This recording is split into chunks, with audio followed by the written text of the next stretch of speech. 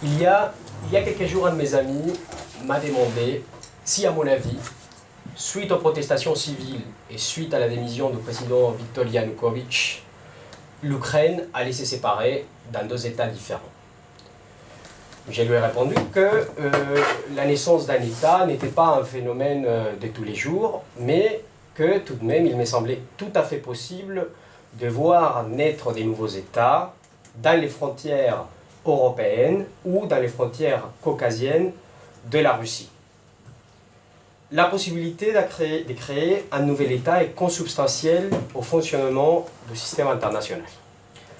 Dans les mondes que nous connaissons aujourd'hui, il y a plusieurs cas qui nous rappellent que les nations naissent et puis qu'elles disparaissent. Pensez par exemple au cas du Timor oriental, d'abord colonie portugaise, par la suite territoire occupé militairement par l'Indonésie, et finalement État reconnu par la communauté internationale en 2002.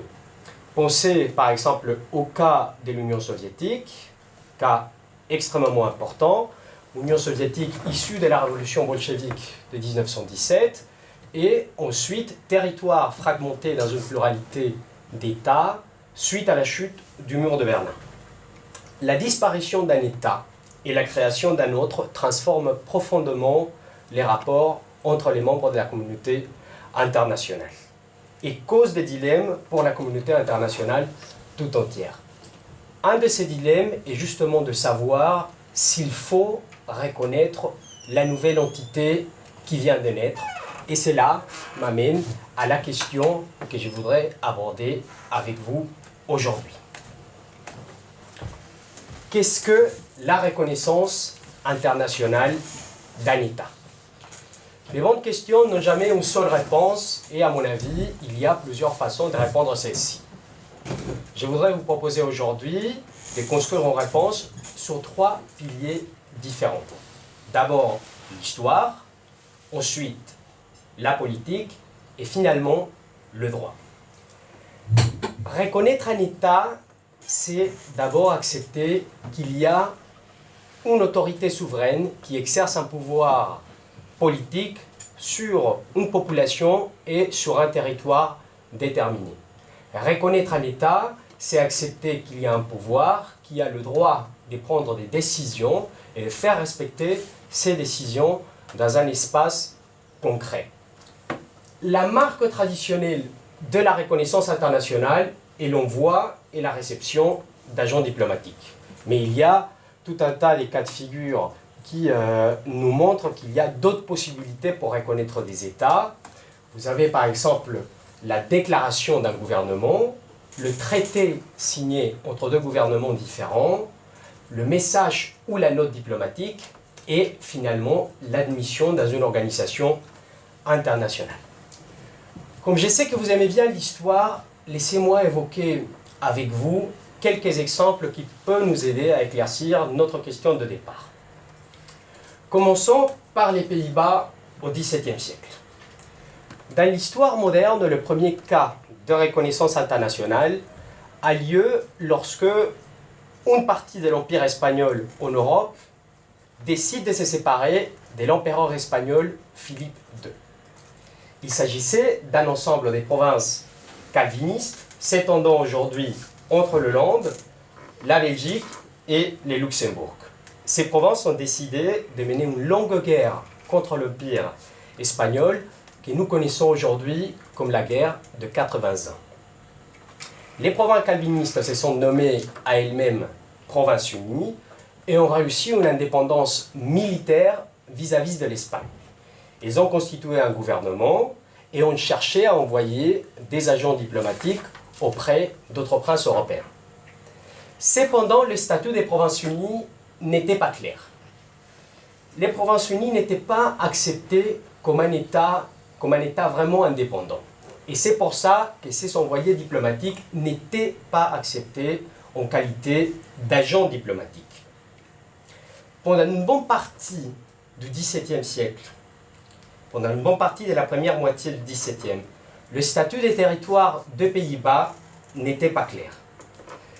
Ce n'est que pendant les négociations de Westphalie en 1648 en particulier pendant les négociations de la paix de Münster, que nous voyons ici représenté dans un tableau de Bartholomeus van der Helst, que pour la première fois, les représentants des Provinces-Unies et les représentants du roi espagnol signent un traité qui reconnaît formellement l'indépendance de ce nouveau pays. Donc l'enjeu qui permettait de savoir s'il s'agissait ou non d'un État indépendant, c'était la représentation internationale. Voyons maintenant le cas du XVIIe siècle, lorsque la France reconnaît l'indépendance des États-Unis. Longtemps confrontée aux redoutables voisins britanniques, la diplomatie de Louis XVI essaie d'affaiblir la puissance internationale de Londres. Depuis plusieurs années, la France donne de l'argent et des armes aux rebelles des 13 colonies. Les ministres des Affaires étrangères Vergennes signent une alliance défensive avec les rebelles en 1778, ce qui permet aux Français de contribuer à la séparation de la partie la plus importante de l'Empire anglais dans les continents américains. L'Espagne rejoint la France et accepte de reconnaître l'indépendance américaine. Un cas assez significatif de reconnaissance internationale a lieu pendant les premières années du XIXe siècle en Amérique latine. Jamais dans l'histoire, une telle quantité de territoires ne s'était séparée d'une métropole impériale. Vous voyez sur cette carte comment la plupart d'États latino-américains deviennent indépendants entre 1800 et 1829. Après une guerre de 15 ans, les latino-américains érigent plusieurs États qui sont reconnus entre 1822 et 1825, d'abord pour le Portugal, ce qu'on oublie assez souvent, et ensuite par les États-Unis et l'Angleterre. La reconnaissance des républiques latino-américaines va laisser une marque indélébile dans l'histoire du droit international. Andrés Bello, que nous voyons ici, un juriste, diplomate et politicien vénézuélien, va écrire dans ses principes du droit international que suite aux indépendances latino-américaines, des États tiers reconnaîtront des nouveaux États indépendants sans que les vieilles autorités souveraines en puissent le contester. Le XXe siècle. Nous voyons sur cette photo Abul Ghani, ministre des Affaires étrangères de l'Union soviétique, au centre à Konrad Adenauer, président de la République fédérale allemande, et finalement à Sergei Khrouchtchev, secrétaire du Parti communiste soviétique. La division bipolaire de l'ordre international de la guerre froide se reflète bien dans la constitution spatiale de l'Allemagne. L'Allemagne, en effet, est un territoire divisé entre l'Allemagne fédérale, à l'Occident, sous l'influence occidentale, et l'Allemagne de l'Est, connue comme la République démocratique allemande. Cela dit, la République démocratique allemande n'a été jamais reconnue pour bonne, puisque pour l'Allemagne fédérale, le seul État légitime qui représentait le peuple allemand était l'État fédéral.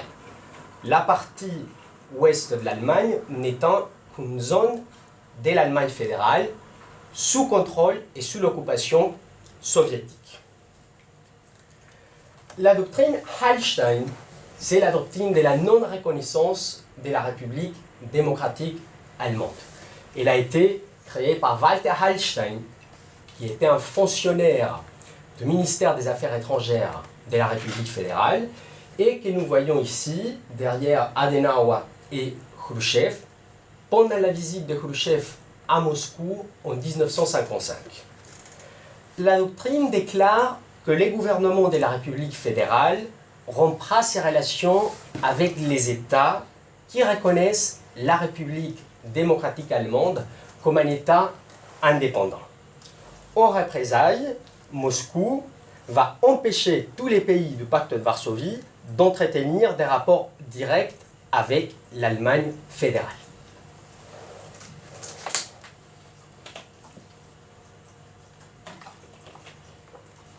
Nous pourrions évoquer d'autres cas de reconnaissance internationale assez significatifs au XXe siècle. Par exemple, les cas des républiques africaines issues de la décolonisation des années 50 et 60, ou on peut penser au cas de la décolonisation des pays de l'Asie du Sud-Est. Un cas sur lequel on apprend de plus en plus est celui des États issus de la fragmentation de l'Union soviétique.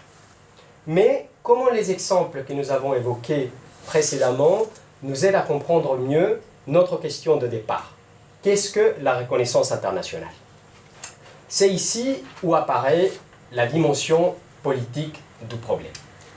Ajoutons à notre définition initiale de la reconnaissance d'autres éléments issus d'une lecture réaliste de l'histoire des relations internationales.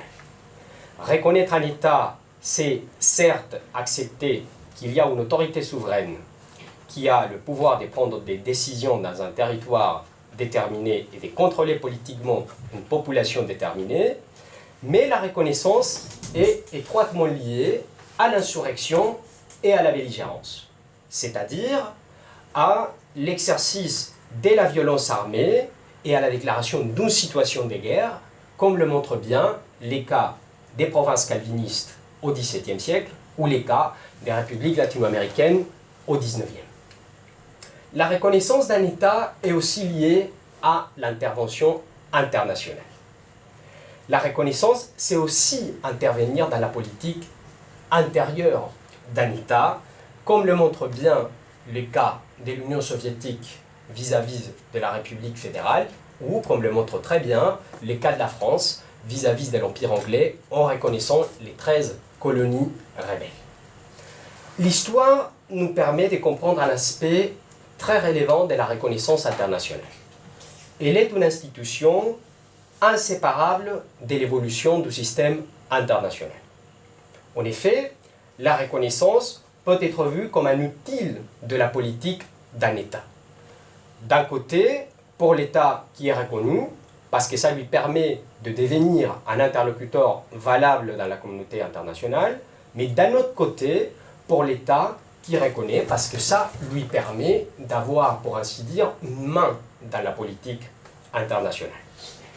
Mais dans l'ordre que nous connaissons aujourd'hui, un argument ou une action purement politique ne pourrait pas justifier la reconnaissance d'une nouvelle entité politique. L'action internationale nécessite des justifications juridiques, d'apparaître cohérente avec une idée de la légalité internationale. Et c'est ainsi que j'en viens au troisième volet, l'aspect juridique de notre question.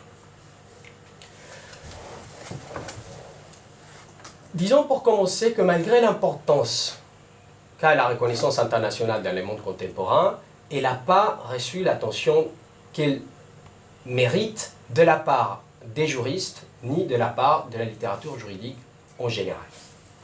La raison qui pourrait l'expliquer est très simple.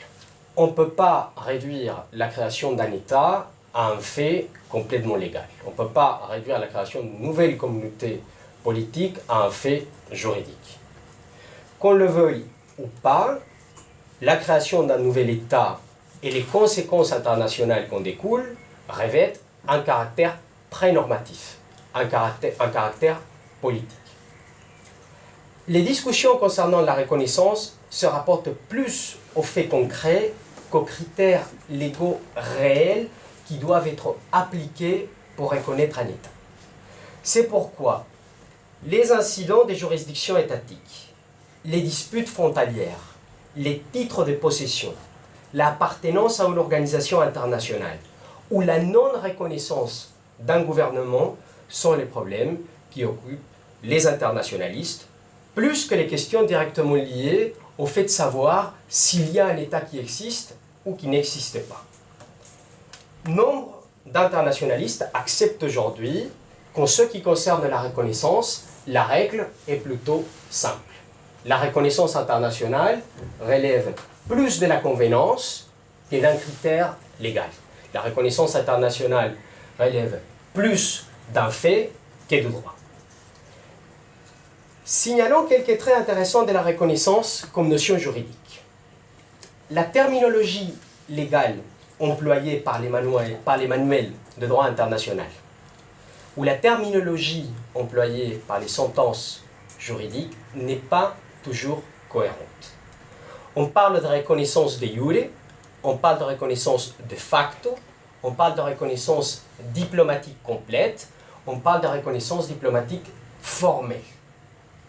Mais le problème, c'est que les différences réelles entre les termes ne sont pas du tout claires. L'absence d'une terminologie technique nous montre déjà qu'on est en face d'un domaine qui est extrêmement problématique. Mais malgré la diversité des termes, les discussions sur la reconnaissance d'un État prennent toujours en compte deux éléments que nous devons analyser pour répondre à notre question initiale. La définition de l'État et les fondements de la reconnaissance. Qu'est-ce qu'est l'État? Cette définition, qui n'est pas restrictive, nous la trouvons dans la Convention de Montevideo sur les droits et les devoirs des États, signée en 1933. La Convention est connue dans les milieux des internationalistes parce qu'elle est souvent citée à cause de sa définition de l'État souverain. Qu'est-ce qu'un État souverain? Un État qui remplit au moins 4 caractéristiques différentes. D'abord, une population permanente. Population permanente, oui, mais c'est un critère indéfini parce qu'il n'y a pas une quantité précise accordée par la loi internationale qui nous dise qu'est-ce qu'une population d'un État. Ensuite, un territoire défini. Territoire défini qui a exactement le même problème que la population parce qu'il n'y a pas un espace concret pour un État. C'est-à-dire qu'il n'y a pas un espace défini de façon concrète pour savoir qu'est-ce qu'un État. Et en plus, il y a souvent des cas historiques qui nous rappellent qu'on peut reconnaître des entités étatiques sans connaître leurs frontières, comme par exemple les cas de certains États balkaniques ou les cas des républiques latino-américaines au XIXe siècle. Un gouvernement, c'est-à-dire un corps institutionnel, centralisé, capable d'administrer et capable de faire la loi. Finalement, l'indépendance, ou, comme la Convention l'établit, la capacité d'entrer en relation avec d'autres États. La Convention de 1933 nous propose d'autres critères pour définir l'État souverain, mais qui sont débattus et qui sont souvent rejetés par les tribunaux internationaux, à cause des problèmes légaux qu'ils peuvent créer. Signalons simplement 3. Une certaine permanence temporelle.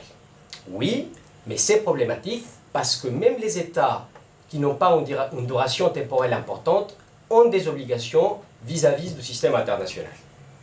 Ensuite, un certain degré de civilisation, ce qui est 2 fois plus problématique parce qu'un tribunal international ne peut pas définir qu'est-ce que la civilisation ou ne peut pas définir qui est civilisé ou qui ne l'est pas.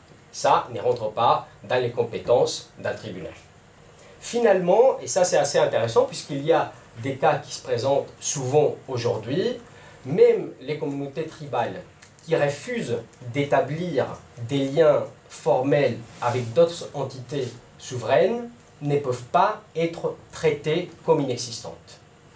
Finalement, il y a la souveraineté. La souveraineté est un concept très important pour la théorie politique, aussi pour les sciences sociales, pour la théorie, pour la politique en général. Mais c'est une notion qui est moins importante pour le droit en raison des problèmes pratiques qu'elle crée. Problèmes pratiques liés au transfert des compétences des entités qui restent souveraines, mais qui ne peuvent pas être considérées comme des États.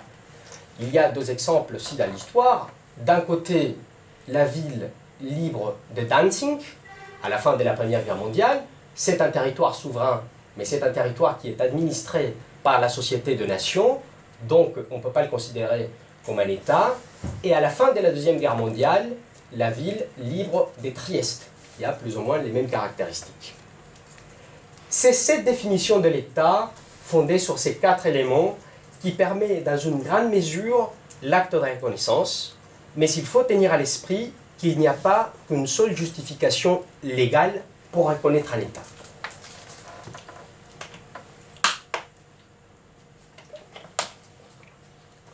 Parlons des fondements de la reconnaissance.